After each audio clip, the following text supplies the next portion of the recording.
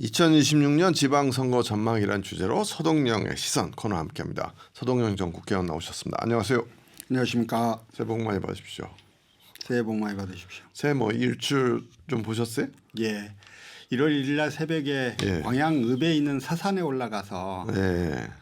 이제 일출을 봤는데요. 그날이 날이 되게 추웠는데 예. 정말 많은 분들이 올라오시더라고요. 그래요? 그래서 예. 같이 또 막 그 뭉클한 느낌 받으면서 일출을 같이 봤습니다, 여러분들하고. 소원은 비셨어요? 예. 일단 뭐 해를 보면서 이제 마음속으로 계속 좀 되뇌었던 건 제가 정치하는 사람으로 시작을 했다가 네. 지금 이제 일시 조금 그 원래 계획과 다른 네. 상황에 처해 있는데 지치지 않고 갔으면 좋겠다. 지치지 않고 제가 원래 생각했던 정치의 뜻, 그 본질에서 멀어지지 않도록 스스로 노력하는 이런 사람이었으면 좋겠다 이런 생각은 했는데요. 근데 사실 이제 어떤 소원을 빈다라는 의미보다는 그 1월 1일 날 떠오르는 해를 보면서 강한 기운을 느끼고 싶어서 사실 일출을 보러 가지 않습니까? 네네. 근데 저는 그 해를 보면서 느끼는 그 기운보다 네. 거기 산에를 올라가고 내려오는 과정에서 수많은 사람하고 이렇게 서로 네. 마주치고 그 과정에서 한 명 한 명한테 다 새해 복 많이 받으세요를 한단 말입니다. 네. 그 수백 명으로부터 받는 새해 복 많이 받으세요라는 덕담이 오히려 저한테는 큰 기운이 되는 것 같아요. 그래요? 예. 저는 한 번도 일출을 본 적이 없어가지고. 그렇습니까? 저는 매년 가다가 이제 재작년에 이제 국회의원 안 되고 작년에만 안 갔는데 네. 아이고 이제 올해도 갔다 오고 나서 작년에도 갈 걸 하는 생각이 좀 다들 들었어요. 내년부터는 기회 되면 꼭 한번 가보십시오. 예, 그렇겠습니다. 예. 그 우리 서동 의원께서는 광양시장 예비 전망 출마자로도 전망도 되고 하는데 뭐 그런 생각은 뭐 새해 일출 보면서 안 하셨어요? 뭐 제가 한 번도 이제 출마하겠다는 이야기를 한 적도 없는데 근데 이제 타천으로 계속 올라가죠 후보로. 그랬었죠. 예. 저는 그 문제는 아직 고민을 좀 하고 있는데요. 예. 지금 여순 사건 소송을 이제 처음에 한 분들은 승소 판결을 받고 끝났는데 네. 그 이후에도 계속 소송을 제기한 분들이 많았거든요. 네. 그래서 근데 이제 그 소송이 처음 예상했던 것보다는 조금 시간이 좀 늘어졌어요. 아, 일정이 길어졌구나. 그래서 이렇게 좀 늘어지면서 제가 지금 계속 지금도 하고 있는 그 많은 소송들이 이제 있어서 일단락을 재야 되는데 아직 그래서 이제 그런 문제 등등으로 해서 조금 더 고민을 좀 하고 있습니다. 아직. 그래요. 계속 고민해 보시고 오늘 주제가 이제 올해 있을 가장 중요한 거죠. 지방선거인데. 예.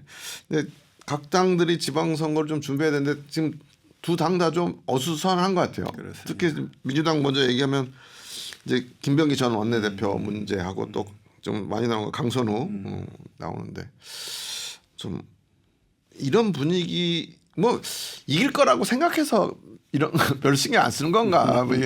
어떻게 보세요? 예, 민주당 그러니까요. 분위기. 예. 그 방금 말씀대로 네. 사실 국민의힘이 워낙 죽을 쓰고 있는 거예요. 예. 그래서 그냥 그대로 가만히만 가면 뭐 지방선거도 압승하겠다 이런 분위기들이 많았었는데 예. 최근에 이제 김병기 전 원내대표 강선우 의원을 둘러싼 이 논란이 쉽지 않고 네. 거기다가 이걸 수습하고 끌고 가는 민주당이 그렇게 썩 잘하고 있는 모습으로 보이지는 않습니다. 네. 일단 이제 김병기 전 원내대표의 경우 본인이 원내대표를 했던 사람이잖아요. 네. 그러면 당의 2인자인데요. 네. 이 정도를 하셨던 분이 개인의 문제로 당이 공격을 받을 위기에 처하면 네. 제일 먼저 당의 부담을 줄여주셔야 하는 게 제일 먼저 해야 할 일이에요. 멸사봉공의 자세가 있어야 되는데. 그러니까 스스로 이제 계속 지금 민주당에 남아 있게 되면 민주당 전 원내대표 김병기 이렇게 이야기가 되는 거고 만약에 탈당을 하면 그냥 김병기 의원의 문제로 사람들이 계속 언론에도 그렇게 보도되고 사람들이 그렇게 인식할 것이니까 당에 훨씬 부담이 적은 거거든요. 네.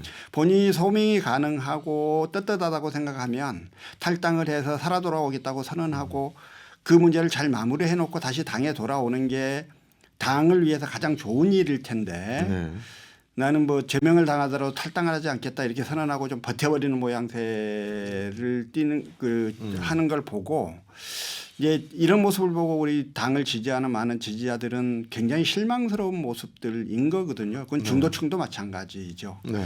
이게 뭔 개인 문제가 생기면 당이 그 피해를 받지 않도록 자기가 나서서 화살을 맞고 총알을 맞고 자기가 그걸 버텨줘야 되는 건데 네. 이런 일이 생기면 한 당 뒤로 숨어버려요. 총은 당한테 맞으라고. 이제 이런 행태들 때문에 굉장히 이제 최근에 이게 쉽지 않고 강선호 의원 문제도 네. 사실 이건 장관 임명이 상당히 좀 됐다가 오래됐잖아요. 예. 장관 임명이 됐다가 낙마했던 현역 의원의 경우 첫 낙마 사례라고 이야기할 정도로 그때 여론이 안 좋았는데 이제 네. 몇 달 있다가 지금 또 이런 문제가 발생을 했단 말입니다. 네. 그러면 이제 강선호 의원이야 빨리 탈당을 했지만 이 문제가 빨리 수사가 돼서 네. 사건의 실체가 빨리 드러내서 강선호 의원이 처벌받을 것 같으면 처벌받고 누구 주변에 처벌받을 사람들 처벌을 받고 이 문제를 빨리 수습을 하고 마무리를 해야 되는 거예요. 네. 그러려면 당에서도 빨리 좀 수사에 협조도 하고 수사가 더 빨리 진행될 수 있도록 하는 게 더 좋을 것 같은데 지금 그게 마땅한 수단이 없어요. 그러니까 이제 당에서도 거의 좀 팔짱을 낄 수밖에 없고 뭐 이런 거여서 네. 이게 계속 길어지니까 이제 지방선거에까지 영향을 미치지 않을까 이제 이런 우려들이 많이 좀 커지고 있는 것입니다. 그래서 네. 지금 이런 상황을 빨리 조기에 잘 수습하지 못하면 지방선거에도 만만치 않은 타격이 올 수도 있다. 뭐 그런 생각이 좀 들긴 합니다. 저도 시사 프로그램을 한 20년 넘게 하면서 선거를 많이 지켜봤단 말이에요. 뭐 100%는 아니지만 거의 한 7, 80% 제가 어떤 원칙이 있어요. 이 사람은 선거에서 지겠다라는 거. 그 대부분이 샴페인 일찍 터뜨리는 사람. 대부분 졌어요. 제가 제 경험상으로 볼 때. 민주당도 약간 전반적으로 아까도 얘기했지만 무난히 이길 거라는 생각을 좀 하고 있어서. 이제 선거는 참 미묘하고 복잡한 거지 않습니까? 좀 기억을 되돌려 보면 2024년에 있었던 총선 당시 뭐 저 문제도 있었습니다만 그때 민주당의 공천 과정에 여러 가지 그렇죠. 좀 문제들이 있어서 야 이대로 가면 민주당이 150%도 못 거두겠다라고 하는 비관적 전망들도 있었거든요. 네. 그런데 그런 와중에 윤석열이 이종섭 전 국방장관을 호주 대사로 임명하고 네. 어느 슈퍼에 가고 큰 대파 한 다발 들고 이 삽질해버리고 이 판에 이 두 가지 때문에 그냥 판이 확 엎어져 버렸던 거거든요. 네. 그래서 선거를 앞두고 있을 때는 그 국민들의 미묘한 정서의 변화 이것들에 굉장히 민감해야 하고 국민들의 보편적 정서, 보편적 도덕감의 측면에서 이 문제를 접근하고 바라보지 않으면 국민들이 확 등을 돌리기도 하거든요. 네. 그래서 저는 민주당이 정말 지방선거를 이겨내지 못하면 당장 이제 당내 분란도 커질 것이고 이재명 대통령의 국정수행에 대한 또 다른 그 비판들이 있을 수밖에 없는 문제이기 때문에 네. 국정수행의 안정성을 위해서 반드시 그 지방선거에 이겨야 한다. 그런 절박함을 가지고 이 문제를 좀 국민의 눈높이에서 좀 잘 처신하고 맞춰 나갔으면 좋겠다 이런 생각을 좀 하고 있습니다. 그래요. 그런데 말씀하셨다시피 지금도 국민의힘이 또 이상한 걸 하고 있어서 어제 뭐 이재 시간에 이세현 의원도 지금 왜 당원 게시판 갖고 우리 당이 이러고 있는지 모르겠다 스스로도 얘기하던데 이제 국민의힘은 뭐 오늘 이제 장동혁 대표가 사과를 했어요. 네. 비상계엄에 대한 첫 공식 사과라고 볼 수가 있는 거죠. 그동안 이제 몇 분이 하긴 해도 공식적 직함을 가지고 가지는 않았으니까. 그런데 너무 늦은 거잖아요. 네. 사실 이 비상계엄은 그러니까 뭔가 마음대로 잘 안 되고 성질이 나니까 자기가 갖고 있는 큰 폭탄을 터뜨려 버린 거거든요. 네, 그러니까 윤석열 입장에서 그러면 이걸 군을 동원해서 자기 의사를 관철하겠다고 하는 건 정말 민주주의에 대한 가장 큰 파괴 행위예요. 네. 그 결과가 여하건 간에 그런 시도 자체가 민주주의를 지켜나가는 데 있어서 절대 있어서는 안 될 일들을 한 건데 이런 거를 민주국가의 정당이 민주주의 수호 차원에서 이 문제를 바라보지 못하고 당리당적 차원에서 바라보면서 계속 윤핵인 세력 강성파들한테 끌려가다 보니까 계속 이제 침몰해 왔던 거 아니에요. 근데 이제 뭐 그 사과를 한다라고 하는 게 뭐 얼마나 좀 효과가 있을까? 물론 안 하는 것보다 좋기는 하겠습니다만 늦어도 너무 늦었다는 생각이 있고 또 하나 이제 1월 달 되면 이제 윤석열에 대한 선고가 있을 거잖아요. 네. 선고 구형량과 선고에 따라서 네. 이 유죄가 거의 내란에 대해서는 유죄가 나올 게 거의 확실하다고 생각이 드는데 네. 유죄가 나오고 나면 당장 이제 민주당은 특히나 지방선거를 겨냥해서 위원정당 해산 심판 네, 그러겠죠. 예. 이 몰이를 계속 해나갈 거예요. 네. 그러면 이 여기에 대해서 국민의힘이 버틸 힘이 없어요. 계속 밀리고 계속 쪼그라들 수밖에 없는 그런 행보들을 자기들이 스스로 했기 때문에 이제 이런 상황에서는 민주당이 어떤 짓을 하더라도 국민의힘이 이겨내기는 정말 쉽지 않다. 지금 국민의힘이 그나마 이 선거를 겨냥을 해서 할 수 있는 가장 큰 건 정말 단호한 결별과 네. 민주정당으로서 정말 하지 말아야 할 일을 했음에 대해서 통렬한 자기 반성과 완전히 환골탈태의 모습을 좀 보여줘야 해요. 네. 그걸 위한 여러 가지 제도 개혁과 그다음에 뭐 이 변화들을 좀 보여주면 네. 국민들께서는 또 어느 한 당으로 많이 몰려가는 거에 대한 또 그렇죠. 우리 국민들이 그 균형 감각은 좀 있거든요. 그러면 예, 예. 그래서 그런 부분들에 호소할 수 있는 자기 변화가 있어야 그나마 국민의힘이 최소한을 좀 할 텐데 지금 그게 가능할지는 지금까지 행보로 봐서는 뭐 전혀 가능할 것 같지 않다 이런 그렇죠. 생각입니다. 그래서 뭐 가끔 국민의힘 뭐 관계자들랑 얘기하면 저는 차라리 지방선거 때 완전 망해 새로 부활이라도 할 수 있는 거 아니냐 이런 말도 농담으로 저는 가끔 하는데 아무튼 이렇게 각 정당 좀 짚어봤고 이제 광주 전남 쪽으로 좀 와보면 광주 전남 뭐 어떻게 되든 지방선거는 민주당이 압승이 거의 예상되는 상황에서 관전 포인트라고 하면 그럼 조국혁신당이 어느 정도 할까? 사실 한 1년 전만 해도 조국혁신당이 상당히 분위기가 좋았는데 지금 호남에서 조국혁신당이 약간 위축된 것 같은 느낌도 있고 근데 호남민들이 계속 그렇게 민주당만 밀어줄 건가 뭔가 대한 세력에 대한 약간 그 호남 사람들만의 어떤 균형 감각이 좀 있거든요. 어떻게 보세요? 그 조국혁신당은 이쪽 지역에서 지방선거 때 어떤 역할을 좀 할까요?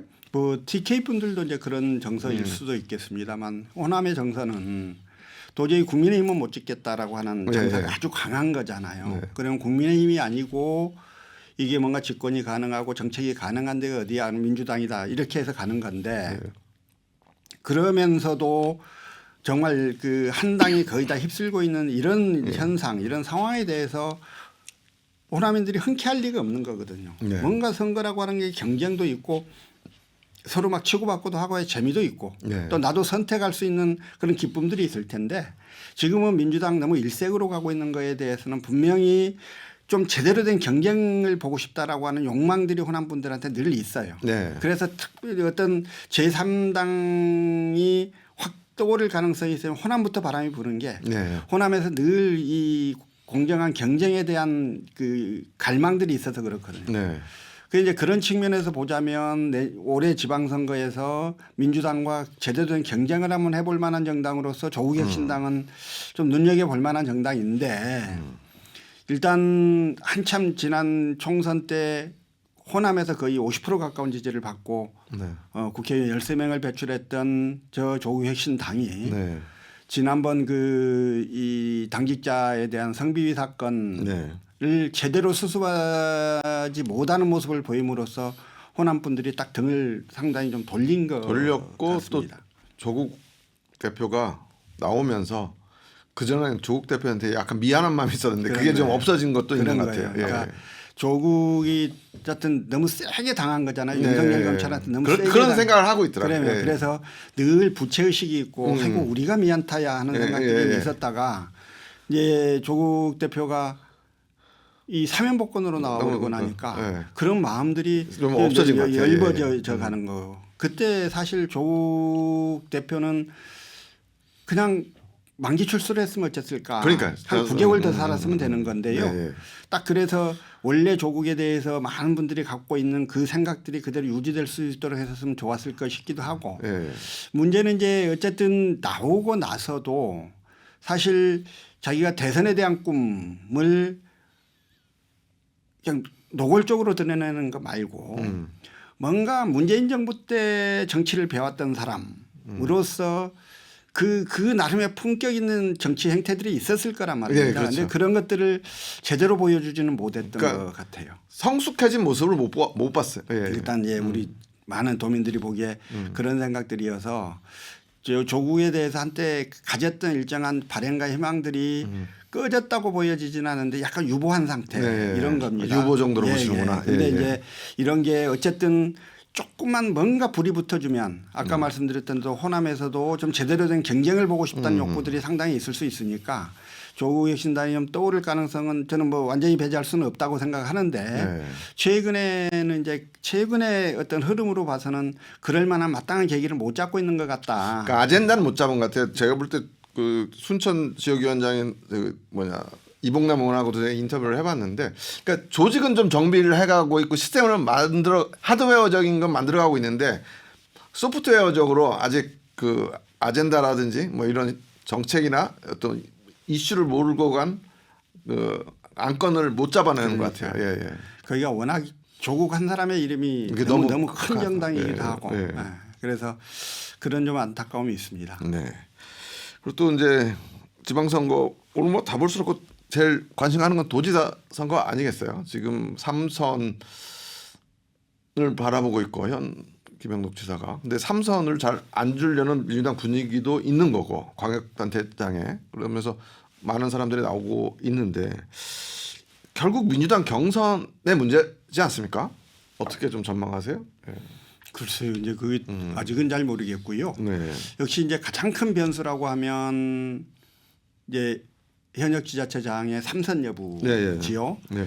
지금까지 호남에서 네.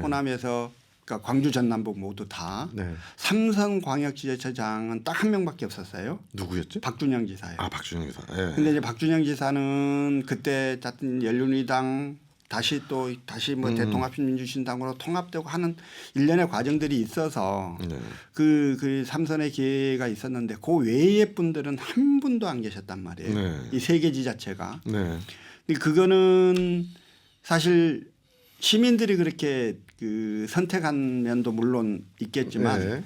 당에서 조금은 의식적으로 이걸 조정한 면이 있지 않을까라는 생각이 그게 들어요. 이게 이제 왜 그런 거냐 하면 호남에서는 민주당 공천을 받으면 무조건 당선되는데 네. 경선을 붙여놓으면 네. 현역이 무조건 돼요. 이제 왜 그러냐 하면요. 예, 예. 전남, 전북 이렇게 시골 마을들이 많잖아요. 예. 이렇게 굉장히 분산되어 있고 이러니까 아. 인지도 높은 현역이 무조건 유리할 수밖에 없어요. 도전자가 그렇구나. 네. 대도시랑 좀 다른 특성이 있구나. 밀집된 예, 예. 대도시의 경우에는 여러 가지 막 좀 여론의 변화도 있을 수 있고 다양한 사건에 의해서도 좀 변화가 있을 수 있는데 이렇게 좀 농촌 지역이 많은 도는 그런 게 되게 어려운 거거든요. 네. 그러니까 이제 그런 측면에서 현역이 유리할 수밖에 없는 구도다. 네. 그런데 이제 그럼에도 불구하고 가만히 놔두면 결국 모두가 다 삼선 갈 수가 있기 때문에 네. 당에서 조금 의식적으로 좀 제어를 했던 게 아닌가. 이제 이런 이야기들이 과거 일부 좀 있었던 거죠. 꽤 있었죠. 예. 네. 그러면 이제 이번 선거에서도 과연 그럴 건가? 네. 이미 이제 정청래 대표는 인위적 컷오프는 없다라는 발표를 뭐 수도 없이 하고 지금도 계속 이제 그 약속을 하고 있는 거여서 네. 그 문제가 현역 지자체장 3선의 문제에도 그대로 적용될 건가? 이제 이 문제가 가장 큰 변수일 것 같고요. 네. 이제 그 문제를 빼면 이제 결국 경선에 의해서 결정될 수밖에 없을 텐데 네. 이제 그 동북권 유일한 후보임을 자처하는 우리 주철현 의원이 네. 동북권에 얼마나 지지를 받아낼 수 있을 것인지 예, 예. 이 문제가 좀 남아 있는 거고 네.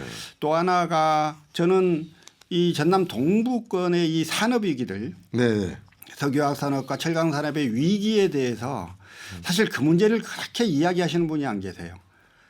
근데 이제 그렇죠. 최근에 예. 이계호 의원이 순천대학교에서 전남 동북권 산업에 대해서 토론회도 하시고 입장도 내시고 하는 걸 봤는데 다른 분들은 동북권의 이 산업 위기에 대해서 이걸 어떻게 극복할 것인가에 대한 구체적 대안을 내놓고 있는 것 같지가 않아서 네.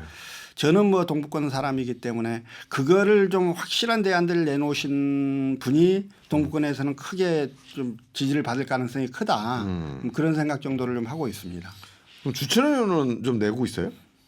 못 봤어요. 그죠. 예, 예. 그러니까 동북권의 여수 지사 이야기는 후보인데, 하시는데요. 예. 여수 이야기는 그렇게 썩 하시는데 이 동북권의 산업위기는 여수 순천 광양의 총괄의 문제로 바라봐야 되는 거고요. 예, 예. 이 산업위기를 이걸 극복할 수 있는 뭔가 대안을 제시하는 그런 실력과 뚝심을 보여주지 않으면 안 되는 거라고 생각하는데 아직 주철현 의원이 그런 걸 좀 정리해서 하는 거 제가 과문해서 그런지는 모르겠습니다만 아직 저는 못 본 것 같아요. 그렇죠. 그럼 아무튼 4시였는데 언론 보도로는 저도 잘 못 본 것 같아요. 예, 예. 아무튼 그렇고. 근데 방금 말씀하신 건 동북권의 산업 위기 문제 하셨는데 저는 또 새로운 아젠다는 이제 광주 전남 행정통합 논의가 새해 들어서 급물살을 탔잖아요. 근데 광주 전남 통합에 대해서 동북권 시각하고 제가 볼 때 서북권 시각이 조금 다를 것 같단 말이에요. 이것도 도지사 그 선거에서 광주 전남 통합을 해서 동북권 쪽에 어떤 얘기를 할 것인가 이것도 상당히 선거에 중요한 잣대가 될 수 있지 않을까 싶은데. 우선 지금 뭐 예. 김영록, 강기정 뭐 이런 현역들이 예. 그거 통합해 가지고 지자체 선거 그러니까 지방선거에서 한 명 뽑도록 하겠다 뭐 이런 예. 이제 그 과감한 이제 예. 그 지금 배팅을 한 거예요. 예. 발표를 좀 예. 하셔서 당장 이제 많은 도민들이 그게 가능할까? 예. 뭐 이제 그렇죠. 우선 이 생각부터 좀 예. 하고 있는 거예요. 예. 그러다 보니까 그게 옳은 길인가에 대한 논의는 별로 없고요. 네. 그냥 무조건 하고 몇몇 그 정치인들이 좀 그 몰고 가고 있는, 예. 끌고 가고 예. 있는 이제 이런 좀 느낌은 듭니다. 근데 저는 행정통합이라고 하는 게 좋지요. 행정통합하면 뭐 그 행정의 단계가 너무 우리가 많다라고 하는 이야기도 하는데 그 중간 단계에 있는 그 광역시 도를 하나로 뭉쳐내면 좋은 일일 거예요. 그리고 국가의 지원도 좀 더 받을 수도 있겠고요. 근데 행정통합이 먼저가 돼서는 안 된다. 지금 우리는 수도권 집중이라고 하는 이 거세한 광풍 앞에 국가의 미래를 걱정해야 되는 상황이 있습니다. 지방은 소멸되고 네. 이런 상황에서 국토 균형 발전을 어떻게 이룰 건가 네. 하는 거가 가장 중요한 문제일 수밖에 없습니다. 네. 그 국토의 균형 발전을 어떻게 이룰 건가라고 하는 큰 그림 안에서 네. 행정통합의 문제가 자리매김해야 될 거예요. 네. 그런데 그런 큰 그림은 아무도 이야기하는 사람이 없고 행정통합 이야기만 하고 있는 거여서 네. 이건 맞아요. 뭔가 좀 순서 알맹이가 좀 없어요. 순서도 네. 완전히 잘못된 거고 지금 이렇게 인구 집중, 기업 집중, 이 수도권에 다 집중되고 있는 이런 상황에서 인구를 어떻게 분산하고 기업을 어떻게 분산하고 또 네. 기업을 분산하는 과정에서 지방에 있는 대학들이 어떤 역할을 좀 할 수 있고 이런 좀 총괄적인 그림들을 먼저 좀 내오고. 근데 그게 정부가 좀 더 구체적인 비전안을 내세워야 되는데 정부도 아직 그걸 안 내놓는 것 같고. 예. 정부에서는 이제 이재명 정부는 5국 3특이라고 하는 큰 그림을 내놓은 거죠. 예. 근데 그 5국 3특이라고 하는 게 좋습니다만 그 반드시 행정통합을 전제로 해야 되는 이야기도 아니다. 예, 그거까지 맞습니다. 그래서 예. 광주와 전남이 서로 연합하면 될 일을 예. 꼭 통합까지 해야 되는 거냐에 대해서는 통합의 필요성을 강조하시는 분들이 더 많은 논거를 가지고 도민들에게 설명을 해 주셔야 돼요. 근데 알겠습니다. 지금 아무도 설명 안 하고 추진만 하고 있으니까 답답한 거죠. 교육감 얘기도 좀 하려 했는데 시간이 안 돼서 그건 다음에 한번 더 하시죠. 예, 오늘 말씀 감사합니다. 수고하셨습니다. 네, 지금까지 서동영 의원과 올해 지방선거 전망해봤습니다. 지금까지 윤승훈이었습니다. 감사합니다.